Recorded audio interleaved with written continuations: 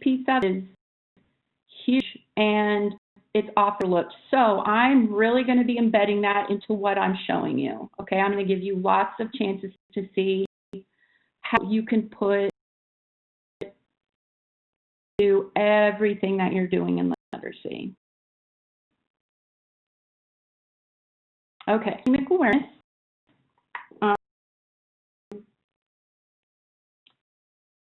What does it tell us about phonemic awareness and English learners? Well, it's that English learners decode skills with early, explicit, intensive phonological awareness and phonics. So skip that. Even though kids might be coming in a little bit older than we expected this type of teaching to take place, we still need to do it. They need that support. And then if they don't have it, they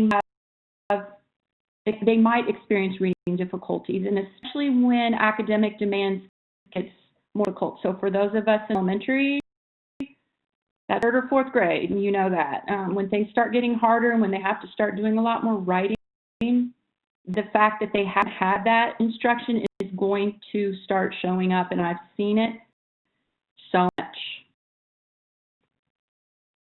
So, moment on assessment, I want to make sure to say that assessment English learners it's so important that they understand the task that you're asking them to do. Okay, phonemic awareness, it is an auditory skill and it does transfer across languages, but the students have to understand what are asking them to do in order for them to be assessed effectively. So if they can't or try to produce English yet and they aren't able to understand what you're asking them to do with phonemic awareness, then they're not ready for you to start applying assessments. And so that's a caveat.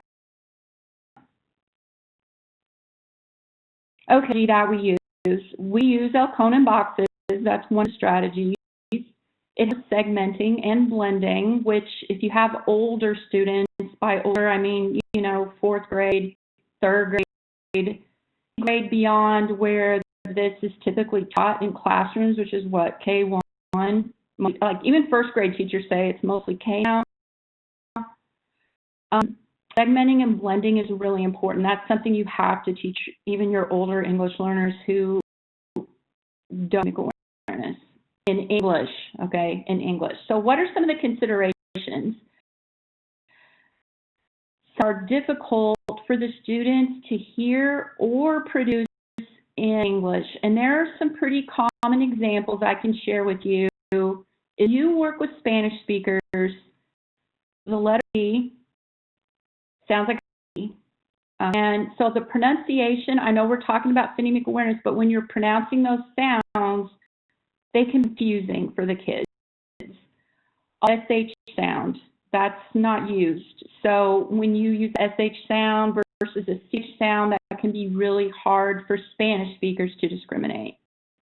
Okay, so that some of the sounds you're asking them to hear or produce, it might be that they don't or can't say, they're just not ready yet. They're still trying to understand that. And then they also need extra practice with short words that have the targeted sounds that you're trying to teach them. So you know, now people say, oh, I have, 17 different languages represented in my school. I have 8 in my classroom. How to know all those different language considerations? Well, languages either. The way that I understand that about myself is by listening to them. So the oral language piece of it is not only for the student's development, but it's also for your assessment, for your formative assessment, to know what it is that's confusing for students. What we like to make sure that we do when we use Elkonin boxes is we use Elkonin picture boxes. And you see an example down here. We make sure that the students understand the word represented by the picture just to put a picture there and say the word, they still might not know what that is, that that's a bat, you know, and that that's an animal that's a bat. We also have a baseball bat, you know. So be aware of the fact that if they don't understand the word that you're using to instruct them with, then they are not going to be able to hang on to that very long. That's going to be harder for them. And they constantly be building their vocabulary anyway. So using pictures with your Elkona boxes, or you're in a book with them and you want them to segment a word with an Elkona box, then make sure they can see the picture in the book and they see that connection.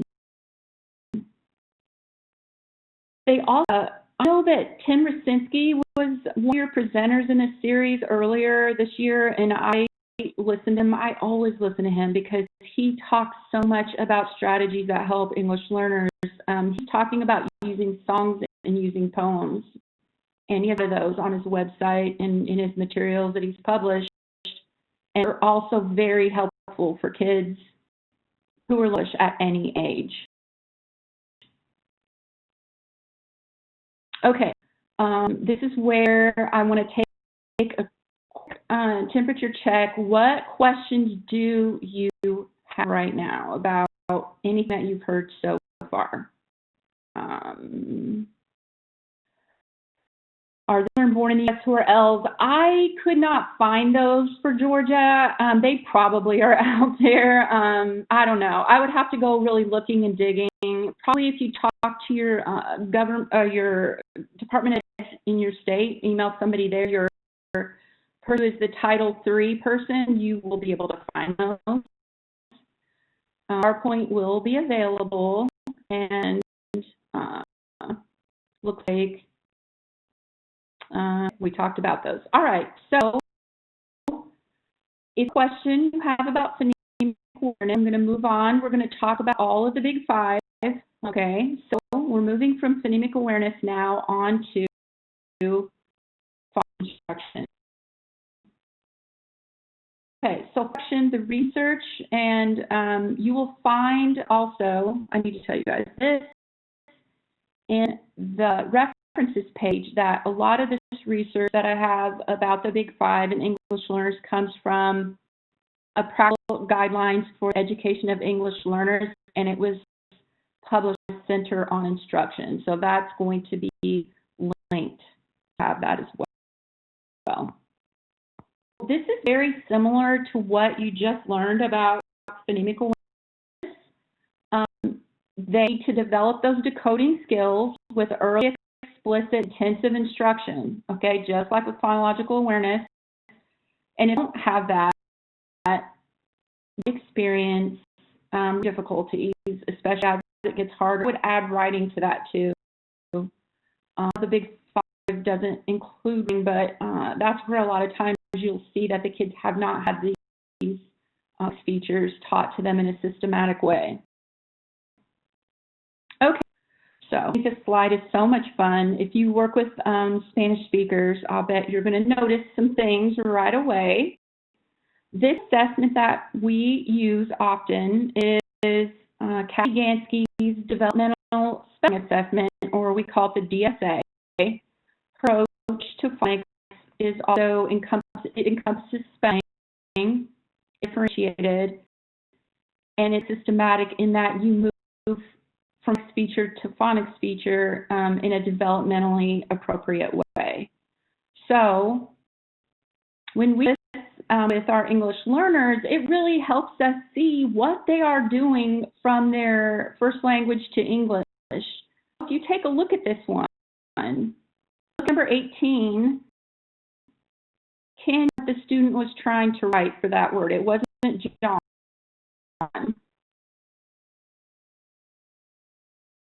The word number 18 was yawn. When I'm sleepy, I yawn. So see what the student was doing there. That student was confused about the J and the Y sound. J doesn't sound the same in English that it does in Spanish. They knew HN John. They probably had someone in their class with that name, and they knew that combination. But oh my gosh, look how much they knew, and look how much they were applying to what they did. look in the second screenshot, number 3, I bet you could guess what that student was trying to write. That's sober. Okay. And if you remember, the B and V sound in English and Spanish can be confusing for students. So that student was putting the V in there for the B sound, because that's how it does sound in Spanish. So know that, then that's a quick thing to kind of try to help the student correct, rather than, oh my gosh, look how many the student missed. It's always fun for me to go in and talk to teachers about these assessments, because they start to see all the things the kids are doing instead of just what they don't know yet. Number 5, trying to write pilot. So I have it misspelled P-I-E-L-E-T, but first ask myself, do they really know what a pilot is? You know, have they seen that word or heard that word before? But also look how they tried to spell pilot. That vowel team there, and they used what they knew. So that, to me, that shows a lot of thinking and a lot of transfer going on. And number 6, my favorite's termite, and used turn might. And so our controlled vowel, right? This kid has a lot of vowel sound and feature knowledge. Maybe know what a termite is. Maybe they obviously didn't hear it as it's pronounced. So my here is to tell you that we always want to look for the strengths and what the kids are doing. And this is one of the ways that you can find out, well, what are they trying to do here? We're taking from their language, their first language, which is a strength, and trying to apply to. So strategies that we use is word sorts and picture sorts. And English learners, they need to learn phonics concepts within context of known words, just like phonemic awareness. They need to know what the words mean, and they need a hands-on opportunity. So pictures really do provide that. They give us examples of a lot of different pictures, and they also, Zelensky has this set up, is she has you take the kids on a word walk and you talk to them. She has so much oral language embedded in her strategy. So they're even recommended by the Center for Applied Linguistics. So if you're an ESL professional, I know you've heard of them. They are top gold standard. They recommend these materials for English learners. So, of digital instruction, at least for me and my colleagues, we had the last couple months of school online and Bramble, and I could tell you many stories about trying to get all of our English learners access to Wi-Fi, and then to get actually work on, and that would be a whole nother session. I'm sure that you've experienced some of those things too. But I tell you about these 2 apps that I use a lot because of the oral language piece and manipulative functions, okay? I Seesaw a lot. I know a lot of people are familiar with that. It's free. You can use it as a free version. Of course, it always has more if it's not, if it's paid. But I use a free version of it all the time. Fastkick is another one. It has a free and a pro version. Okay, so I really want to show you how we took some of these phonics strategies specifically and made them digital. Okay, so first here's Seesaw. This is an example of a word sort from Zelensky's Word Sorts and More. And I used this in a 2nd grade classroom that I co-taught in. So the teacher and I co-taught during the language, the reading block, and she had almost all the English learners in her classroom. So we worked together to assess the kids and work with the kids every day. So one of the things that we used that the kids really liked, the parents really liked, and it helped the students too. So I'm going to press play. There's no sound to this, so I'm going to talk over it a little bit.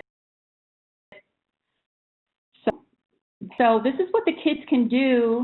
They can sort the words. You can make the words in an assignment on Seesaw that use to them, and they can then sort the words. And what I'm showing you now, that's me manipulating it and then taking a screencast of it.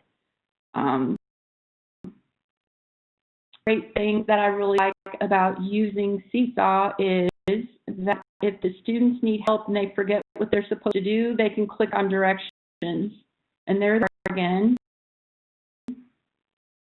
And allow you to use icons so that if the kids have a hard time reading some of the words, they can go in there and see a picture that helps them. Finish, I have them click on the right here on the microphone, and then they record themselves reading the words. So that helps me know and the classroom teacher know didn't understand the word. Even though I have introduced them, I've done the word walk, do they really know what this word is? Because if they're mispronouncing it and they don't know what it means, they're not going to be able to sort it.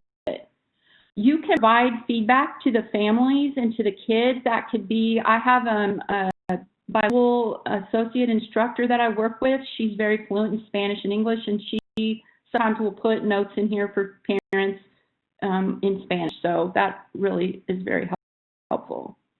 The thing different for this one, for me, is that I can't really intervene when they're working.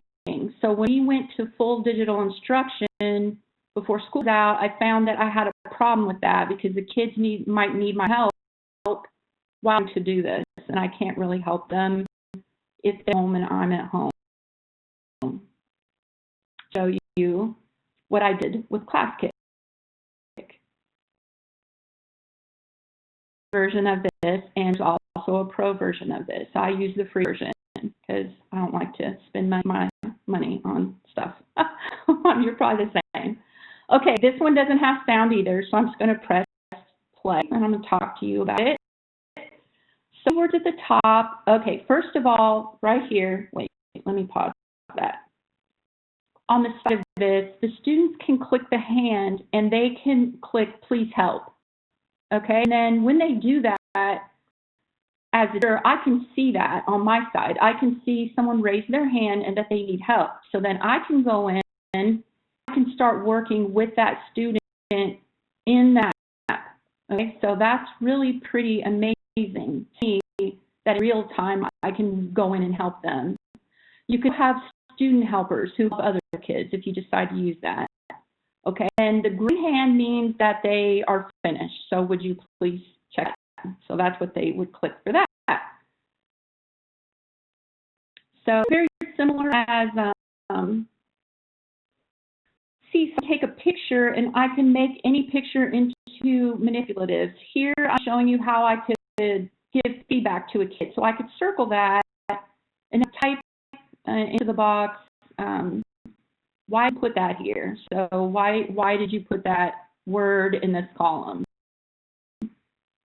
And the students answer me back. They can type back. I can see what they typed. Okay. So that, to my English learners, that is something that is really invaluable, that I can actually interact with them while they're doing it. And then I also have a record of it. What I can do is up at the top where the microphone is, it's right here. Yep. I click record, and I can leave them a message so they can hear what I want to say to them. And they can send me a message that way too. All of this is going on in real time with the students. To me, is really, it's just, I have to be able to support them with audio and with oral language input. One more is from also this one in ClassKick, and again back to, so he talked about his word ladders last time he spoke, and I've heard him talk about this a lot. This is one of his word ladders. I use these with my kids. It's really a way he's making words, but be scaffolded a lot. So it's an activity that I did with my students that were in their English development. So they needed more scaffolds and more support. Go ahead and play this one. This does have sound. Now, I do have to tell you, this is me talking to young students. Okay, so Yeah, you're going to hear me with my teacher voice on. So here we go.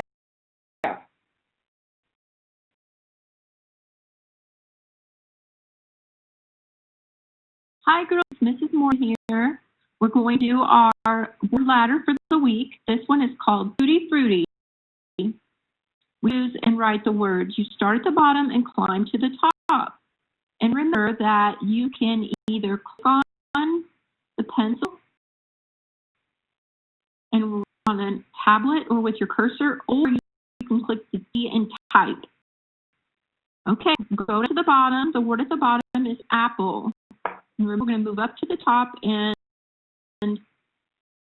fruity. All right, so the first clue for word number 1 for monkey. Take the 2 letters before the last letter.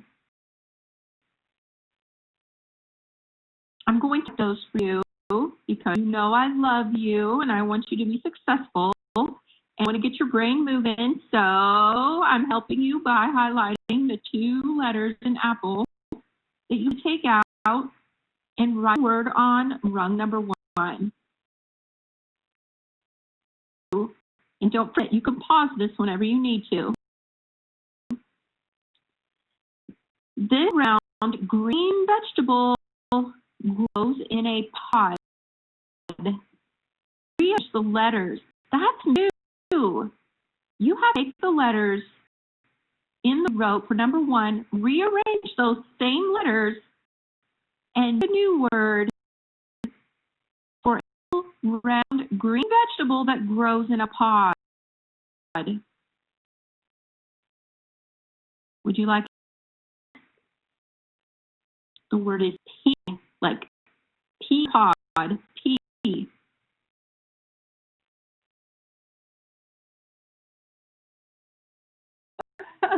So that's a little snippet. That is an activity that I actually had kids do during digital instruction here in my school district. I have their work within Classkick, and they were able to figure out how to use this pretty quickly. I did have to teach them how to use the toolbar up at the top, but I made a video for that and told them and showed them how to do it.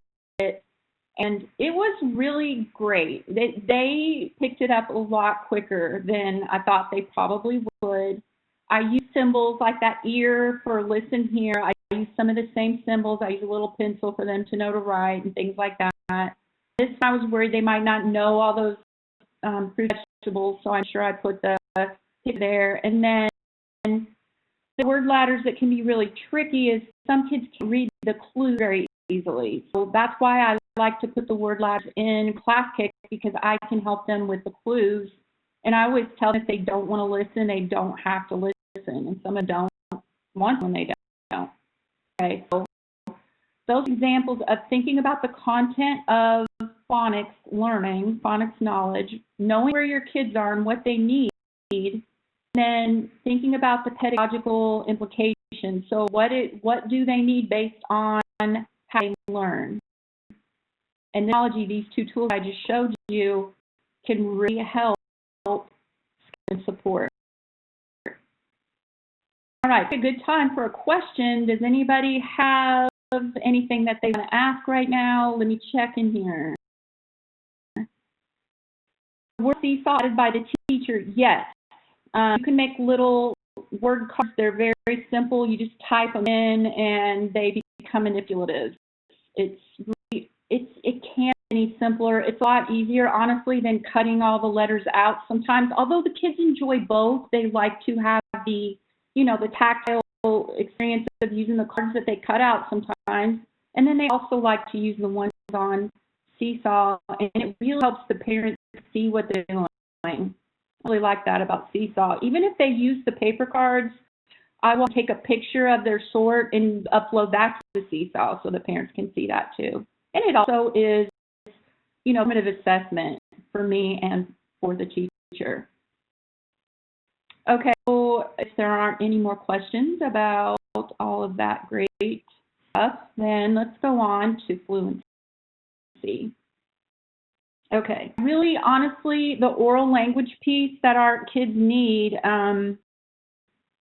we use Google Classroom a lot in our district, and Google Classroom was really hard for a lot of our younger kids to participate if we needed oral language support. We ended up making a lot of videos, but videos don't always, show you what the kids are doing while they're doing the work. Oh, let's see. I love this part. What does the research tell us? Okay, so even though there is a strong connection between fluency and comprehension, right? Because sometimes they even call fluency the bridge from dictation and phonemic to once you become fluent with the words and recognizing them and reading them, then they can comprehend, right? Even though that connection is there, we have quite a few English learners who struggle with what they call word calling. I don't know if you all say that or you still say it, but we still say it sometimes, word calling, meaning there are words, but they don't know what they mean. And so that can happen, especially with kids who are fluent in another language. If they're fluent in, let's say, again, let's say read in Spanish, they can break the code for English pretty quickly and sound like they know what they're doing, but they don't know the background knowledge, they don't have the vocabulary, and know what they're reading. So we should be really careful about paying attention to those items, background knowledge and vocabulary. We also have to help them understand that they're supposed to know what they are reading. For a long time, I can read a book and sound like I know everything that's in there, but I don't. I know some of the words and I can get a gist, but I don't. I can completely relate to what happens with the kids. I really love to use is repeated reading. And Tim Rasinski, he talks about this a lot. So with repeated reading, you need to give the kids an opportunity to read text and then read it again. Okay, sounds simple enough. You need to give them feedback, and you need to know how to do that in a way that doesn't discourage them. So helping them, recasting, restating, having them try again, so that they can be fluent and also understand what they're reading. So they have to understand it. They have to have background knowledge. You have them with vocabulary. You have to give them a lot of chances to reread, especially if they're going to use a performance-based product. So I've repeated reading and people say, oh, it's boring, the kids don't want to read that again. And I've heard kids say that too. Oh, do we read it again? Well, if you decide to use a performance-based, then they have to reread it in order to get it the way they want it. Okay? So I'm going to show you how I do that with my students, especially with my older students who are struggling with wanting to read and feeling like they understand what they're reading and being fluent readers. Here are more apps that I can tell you that I use. I remember if I use the free version still for both of these. Sometimes if I use an app a lot, I will go ahead and upgrade it. But these both do have a free version. The first one is called Chatterpix. It's a really fun one. And the second one is called Book Creator. And there are the links so that, when you get the PowerPoint, you can see the, and go in and see if you're interested in using this, if you have, the tools, the digital tools to be able to do it. I do have iPads that I can use with my students, so I'm very, very lucky that way. We also have some Chromebooks. They're old, but, we use them. So, all right, example of reading for a product, a digital product. Okay, so these students are fourth graders. They do not like to read. They feel like they're not good at it. They have some other things that make it difficult for them to read besides the fact that they're English learners. And so I have to hook them in with what they're interested in and then also get them to how they could make a product that they could share, but it's not going to make them feel at risk. Okay, and by that I mean sometimes they don't want their face or even their own voice. They don't want it to be clear to everyone, you know, it's them. So I work with them on that. This is a project that I did with my students, and we were talking about fairness. What is fairness and what is activism? And they had learned about Ruby Bridges in their classes. They learned about Ruby Bridges a lot, and they were real excited about Ruby Bridges and all the things that was asked of her, required to do. She did, because most of this group were Spanish speakers. We talked about and read a book about Sylvia Mendez. And never had a chance to check the book, Separate is Never Equal by Duncan Tonatiuh. It's an incredible book, and it talks about Sylvia's family in California and how they had to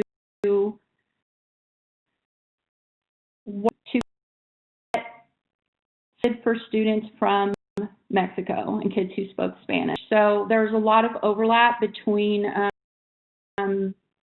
with Ruby Bridges and what happened with Sylvia Mendez. So check it if you can. I want to show you a little bit of what the kids did with Chatterpix. I'll show it to you, and then I think you'll understand it better than if I try to explain it to you. So they are.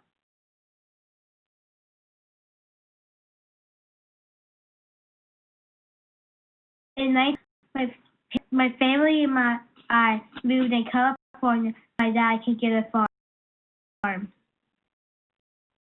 My parents farm. My family moved to New Orleans, Louisiana for better jobs and schools.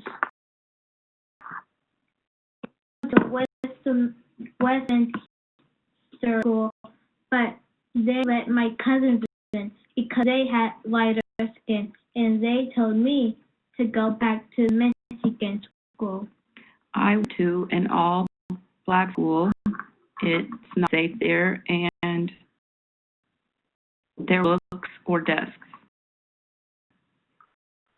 So you get the idea there. That is my voice for Ruby. The person who did the research and wrote the script for that happened to be one of my students, and he was really concerned about Ruby's voice being, you know, needing to sound like a girl. So I helped him out with that. He wrote the script, and you hear me trying to read that.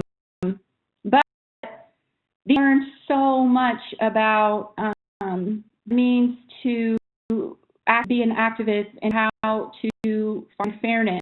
What they did is, after they read the book, as we read the book out loud, they took notes. A lot were visual notes and with labels, and then they used Chatterpix to take a picture of these people, and then you can draw a line across the mouth, and then you can record yourself talking, and it looks like the person is talking. So it was pretty cool. And we put it into a PowerPoint, and we saved that as a movie and put it into YouTube. So really great opportunity for them to do repeated reading. They worked really hard on that and didn't have to be did it too many times. They wanted it to sound right. Okay, one from four again. The first rainbow. It's a myth from Mexico. It is a book that is so this myth is in the book twice. Okay. In the part of the book, it's prose, and in the back part of the book, it is us. Okay. So kids, this was over, beyond their instructional level, but they wanted to read this. So we read the script first. In reading a script, you have to rehearse a lot. So every that we added more lines, we would go back to the beginning, and it's a natural thing to do with a script. A script lends itself to repeated reading. And then what great was, after making this prep and reading the script, they could read the prose version easily, and they were so excited by that because that was a book they thought was too hard for them. Okay, so after they read the script, they could okay, the student who struggled the most to read is the one who was the artist. So when you see the art, I just want you to think about that. They had storyboards, so they had paper that laid out with squares, and then they had to decide what was going to go for each picture, and then what were they going to say. And they read the script as they went along. They changed voices with a microphone voice changer. So here we go. I'm a bit of this for you. Lightning rolled over the 4 elements, rain, clouds, thunder, and wind. He kept them in 4 baskets at the foot of his throne. Golden doves to watch and dance across the sky with the 4 elements. Rain, clouds, wind, and thunder out of their baskets. We want to watch you all dance. I'm too tired to dance with the Ellen Tonight's children. Okay. So wanted the voices to sound different for each character, but they also wanted it to be something where they felt comfortable for others. And we think it's really hilarious that this guy right here has a 6-pack. I just want you guys to notice, like, he's pretty strong as a kid. He just has every drawing that he did was just amazing. And he was really showing what he knew through the drawings, but he also had to be some characters. So this was an opportunity for the 4th graders to pairs, and they did this together. So I want to show you this, and then I want you to think about any questions you might have, because I'm going to pause for questions after this. My class blog, and I don't know if you've used it before. On Seesaw, you can post your kids' work to a class blog, and that, of course, is with parent permission. But here's my class blog right here, and I'm going to show you that one in a minute. But these are some of the things the kids did, and then what I do is I send those out, the link out to their teachers. I want to do this one. I'll link out to their teachers, and I'll say, and our principal, and I'll say, could you please make a comment? What do you think about this? For these kids. And so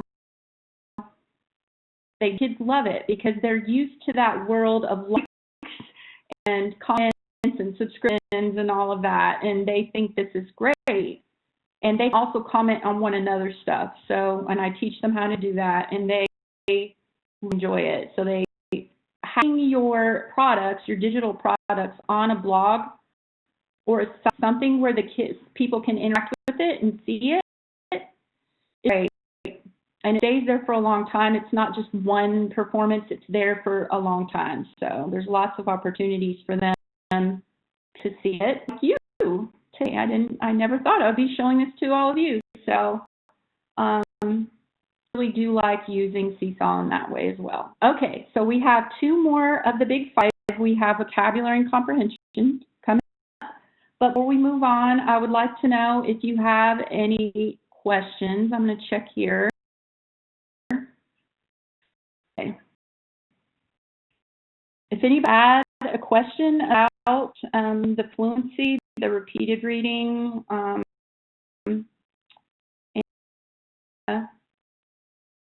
or if you want, you can save those for the end. Any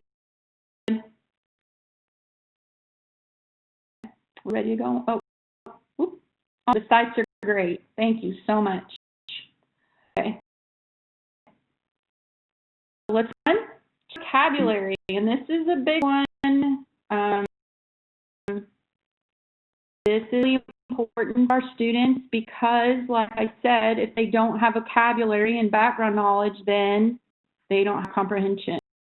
And for a lot of kids, usually when I talk to people in schools, they say, well, learners aren't the only kids who need language development or who need vocabulary instruction. And that's true. So if you're doing it for your learners, with them in mind, you're going to be hitting a lot of other kids too who also need the support. Now, the difference is that kids who were born in the U.S. and have language of English spoken primarily in their home, they are going to know the tier 1 words. And those are the basic words that you just learn by, the kid. And words like or table, like those are not words we typically expect to teach students. But sometimes our English learners, they do need to know what those words are.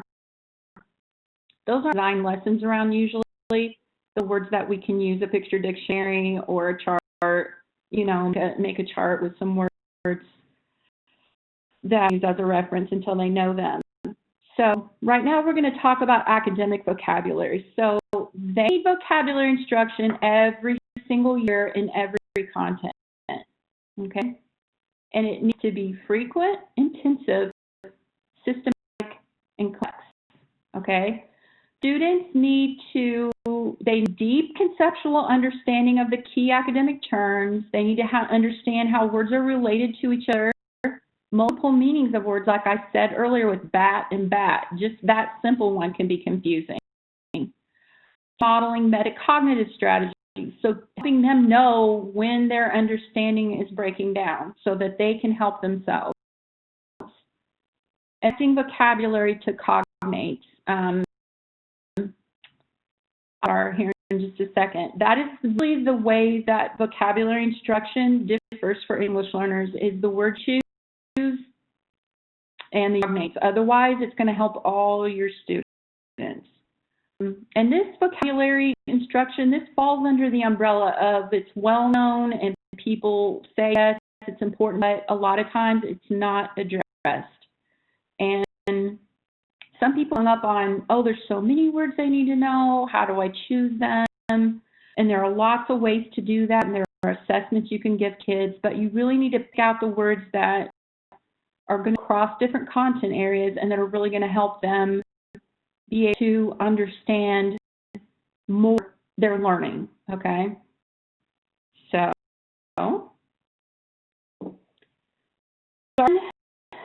Razzano, he's still around. His work is great. It's very effective for English learners.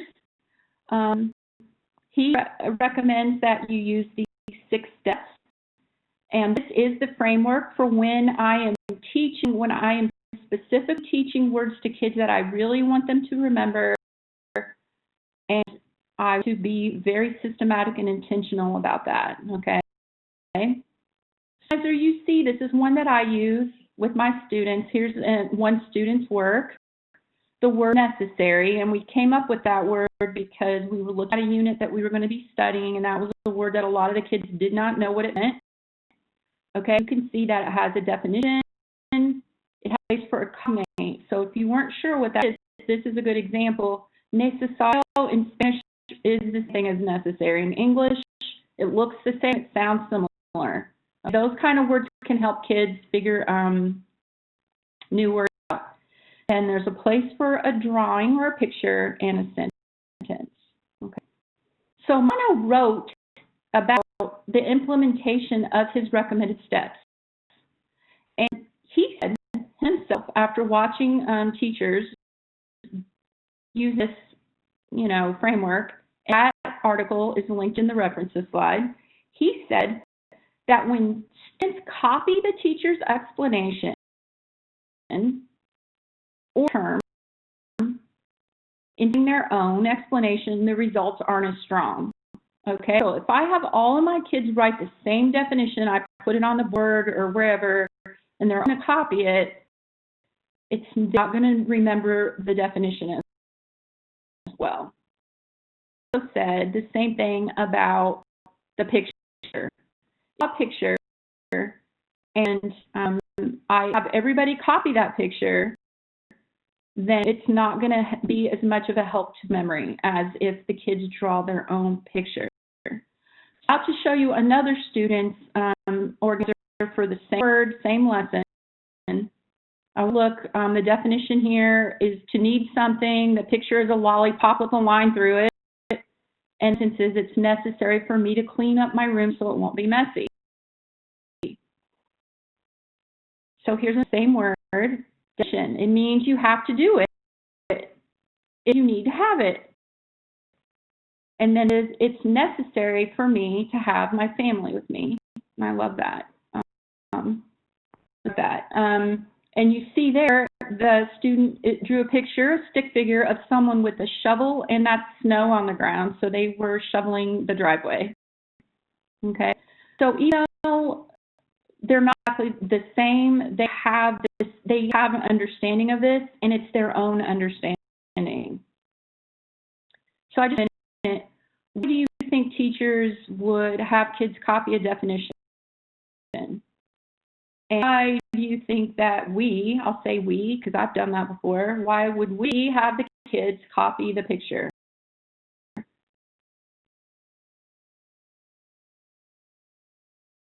Have you been guilty? No, from working with teachers and myself included, is sometimes it's just faster. It goes faster. It seems like you're saving time. Kids want to spend a long time drawing, and so you have to say, no, you're not going to spend all the time drawing.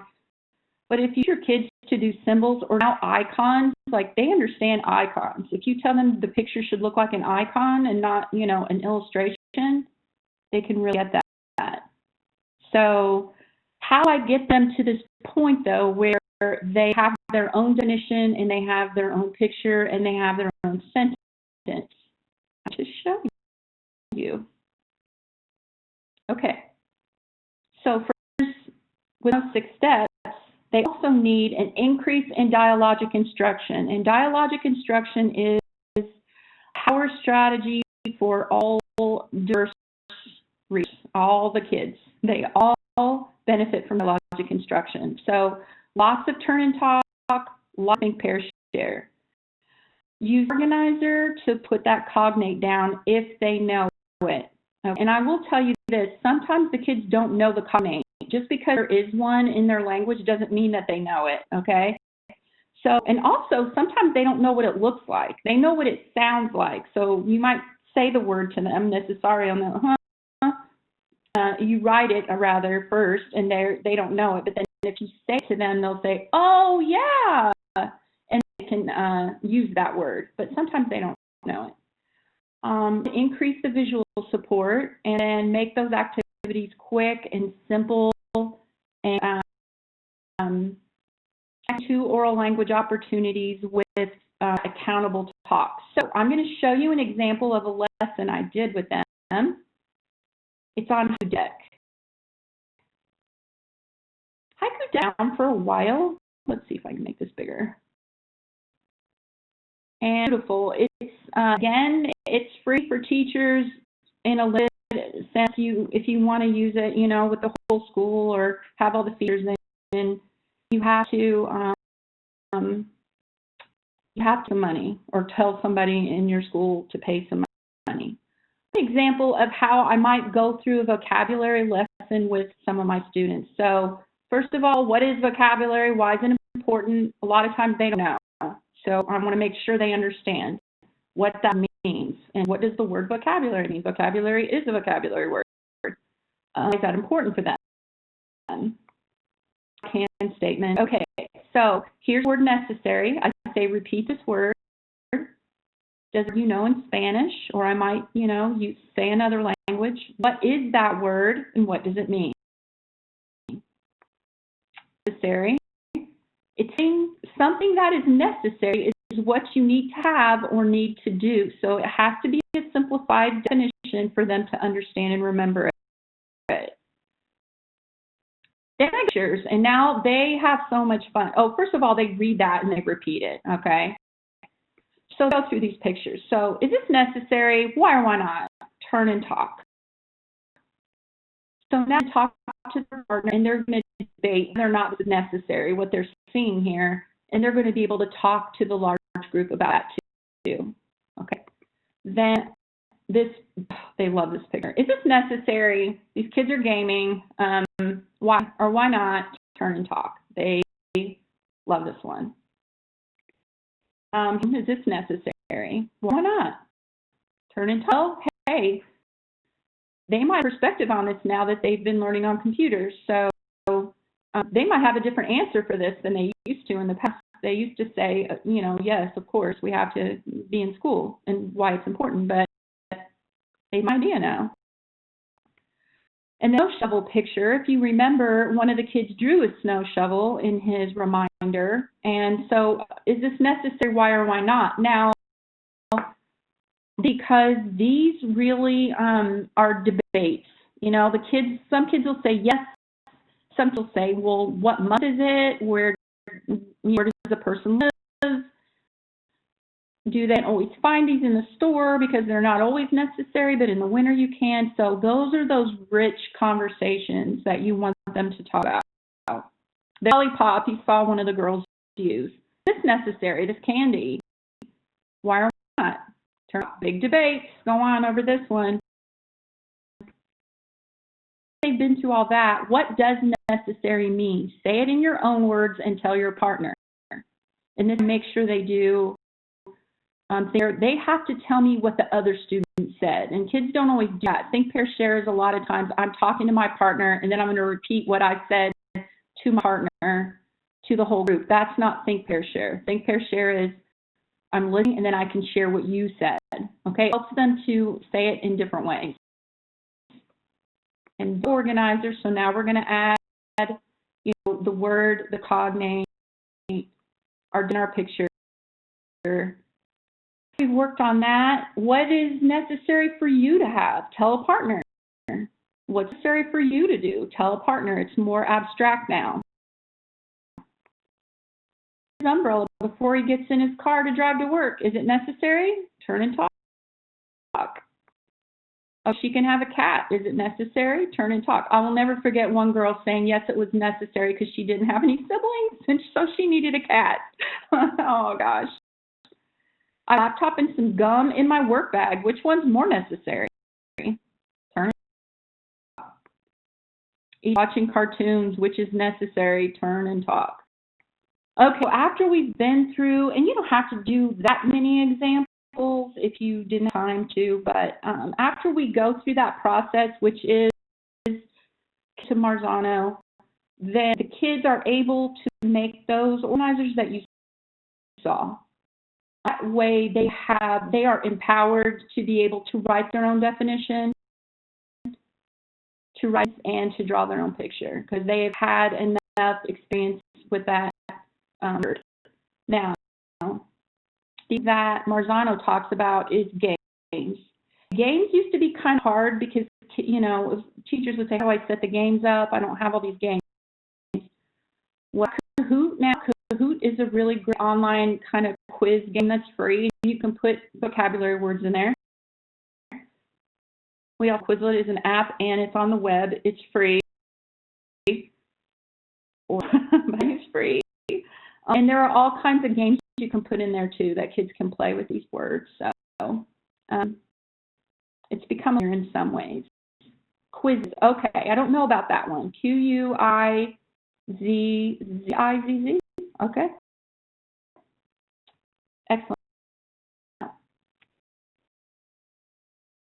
Okay, this is our last component. Okay, so I have some more videos to show you. I hope that'll be fun for you. And I have to tell you, I told Cheryl this earlier, when I hear their voices in these videos, it makes me, it really makes me miss them. Okay, so comprehension, what do we know? Well, again, it has to be explicit, it has to be direct, and you have to actively engage them in understanding what they're doing and why they're doing it. And I would argue that that's true for all kids, but it's especially true for kids who might need words, okay? The kids who know when they're comprehending and be able to understand comprehending and when they're not and what they can do. So that's right. And they also understand how to adjust their strategies based on text structure. And I wonder if you guys still use the Common Core state standards in Kentucky. We have our own standards that are almost exactly the same as the Common Core standards, which we were using prior. But we talk a lot about text structure.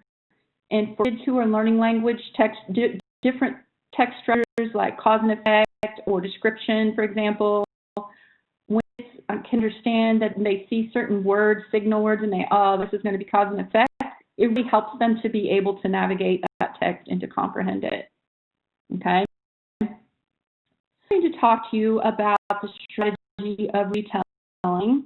Retelling is one of the first things that kids really need to be able to do in order to comprehend the text. We also ask them to retell on assessments that we give them, like the DA or the BAS, or Jan Richardson has one. They usually ask students to retell the text so that the teacher can tell if they understood it. So we see them on this. The strategy of retelling, you can do it at different levels. You can do it at the guided level. You can store maps, which, are organizers, and then written. Okay? And then in each of those, there's gradual release, modeled, guided, and independent. And the author of a text that I used a lot, and I still use it, is Teresa, actually, is the one who shared it with all of us. It's called Power of Retelling by Hedges. That's not right. Benson and someone. It's in the references slide. Check it out when we get there. I think it's Cummins. What I had some of my kids do with telling. Here we go, options again, and we use these during face-to-face instruction sometimes, but we also use them obviously during the digital instruction when everything's online. So it was good that my kids knew how to use some of these things already because they could use them at home. So the first is called Shadow Puppet, and it's free, and it links directly to Seesaw. Shadow Puppet and Seesaw, I think, are owned by the same company, so they just integrate really easily. And then Puppets Complete is a really fun app. You can get a free version with only so many puppets and backgrounds, or a paid version with more puppets and voices and backgrounds. And I use the full version because I know a lot. I'm going to show you some things that we did. So this is a group of first graders, okay? They really wanted to read a book that I didn't know of until they told me. I think one of the teachers in kindergarten had read it to them. It's called Creepy Carrots by Aaron Reynolds. It is hysterical. And they were asking me, can we read that book? And some of the kids had read it and heard it and sat, and it didn't matter. They all loved it. I think it's got a Newbery honor for drawings. So I read the book to them, and then in the middle of this slide, you see a story map or a graphic organizer. They called it GO or Go chart in the book, Power of Retelling. I made that into a big poster and strips that they could write on and wipe off. And we identified for the triangle together setting, characters, and then is events, the purple, rectangle, and then the green is how to solve. So we were together on those sentence strips. We talked it out. They wrote it. I helped them with some of the words they needed to write. We stuck them there. We read through it a few times on subsequent days. And then when it came for them to retell the story, they did it with pictures, and they did it orally, but they also had that background from the map. Okay, so you're going to hear one of my students retelling a little bit of Carrots. I want you to think about his language development as you listen to him. I was eating all the carrots and cracking hops were filled. When Jasper was picking up carrots, he saw carrots behind him following him. When he turned around, there was no creepy carrot. Whisper was brushing his teeth. He saw the creepy carrots in the mirror. When he turned around, there was no creepy carrots. After that, when Jasper was in the shed, he saw the creepy carrot. Next, when Jasper was in bed, he was scared of a creepy carrot. After that, Jasper built a fence around the creepy carrots. At the end, the creepy carrots were happy because the Jasper would stop eating them. There, and I hope you were listening. You noticed him using transition words first, next, then after that. That is something they work on in first grade. His voice, doesn't he? He has that prosody. How to make a story interesting, and I just love hearing him do that. So this kid who did this is one who tends to get nervous easily and worried, and so the picture of the bunny in the bed scared, I just, like, oh, he can really relate to that. And so this is using the Shadow Puppet app, and what you do with that app is you just take some pictures and you load it into the app as a story, and then you can add text to that and also voiceover. So they just did voiceover. But the process of the kids choosing which pictures they want to put into their story is really important too, because they have to understand what's important, so they're heading into that determining importance and the text that's beyond really what the lesson was focused on, but it started to touch on that. So there'd be carrots. There's also one called, Creepy Underwear, I think, or something. There's a lot, at least there's a couple of these books that they love. Okay, last student example I have for you. They're 2 second graders, and this book, Why Coyote Howls at the Moon, is from one of the series that our school has purchased over the many years of being in book rooms and classrooms and things. So this Why Coyote Howls at the Moon. 2 boys were reading the book, and as they were reading, they were using this who, what, why strategy. So they were, remember, English learners, we want to make sure that they understand what they're reading, that they have the background knowledge, and that they have that vocabulary understanding. So and they know how to use their strategy. So what, why? So they're asking themselves, who's the most important character? They did it on each page. What character do? And why, okay? And that's just on a Post-it. They just put that on a Post-it or sticky note. We don't have actual Post-its. We have sticky notes that don't stick. Who, what, why. And they then check their who, what, whys, and they kind of laid those out on, the table in their notebooks, and they then wrote the story for their sock puppets, okay? So they quickly realized which parts maybe they didn't understand or why a character did what it did as they were getting ready. And then they sock puppets, as I said, and they're able to put their own background in there. So they had to choose, what setting from the book would be the best one and why. They chose which puppet they wanted. They chose which voice they wanted, and they made this work. Okay, and it took multiple attempts to get this stuff. So I'm going to play a little bit of this one for you too. I'm going to eat you. Come back, rabbit. I missed you all day. Now I finally have you.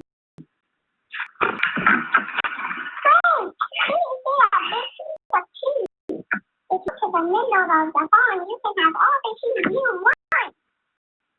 Now we'll take the cheese back to land. No matter what, I can't bite the cheese. What? If you drink away in the phone, the cheese will be waiting for you. You get the idea. So, the rabbit tricks the coyote into drinking all the water in the pond, and then his belly is too full to chase the rabbit, and that's why Coyote always howls at the moon, because it makes him mad because he thought it was cheese. And so these are two students who are identified by their teachers as, you know, having some struggle with comprehension, but when you give them a chance to rehearse, think through, make a project, share it with others, it really does help us to make sure that that learning is in place. So, the big ideas on this session are that English learners do benefit from instruction in the Big Five, but with considerations. Diversity in the group of students that are known as English learners, and that affects their literacy learning. So they're just like all kids. They have a lot of differences and interesting diversity to the classroom. We haven't talked about this yet, but the development in the primary language helps develop the target language. So that means parents and caregivers are always our partners.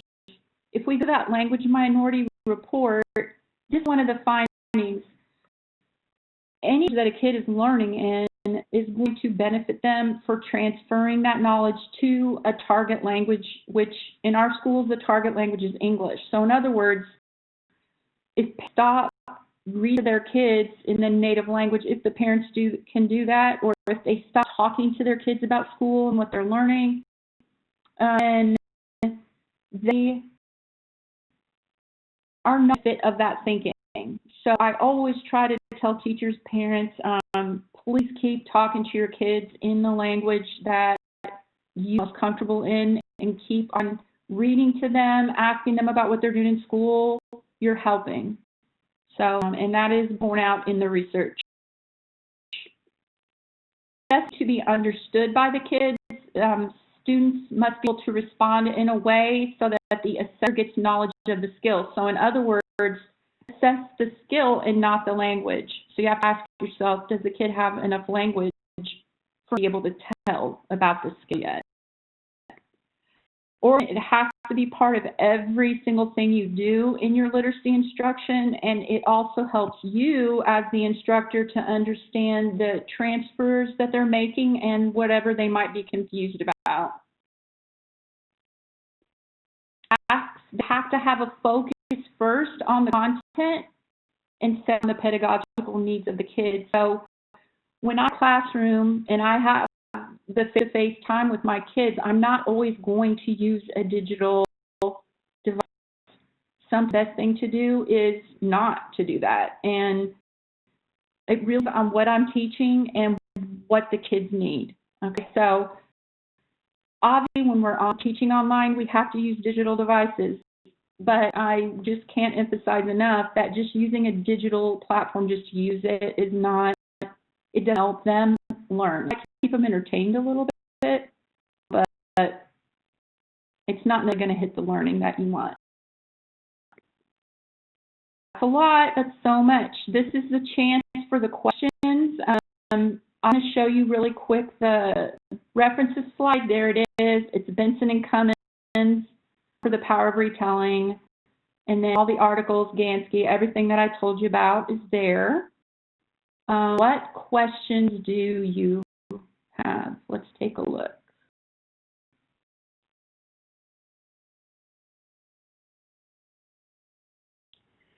Also ask about any components that people take away, you know, like any Okay. pieces that were great takeaways and they'd like to apply them as soon as they can. Okay. Yes. Please add comments as well.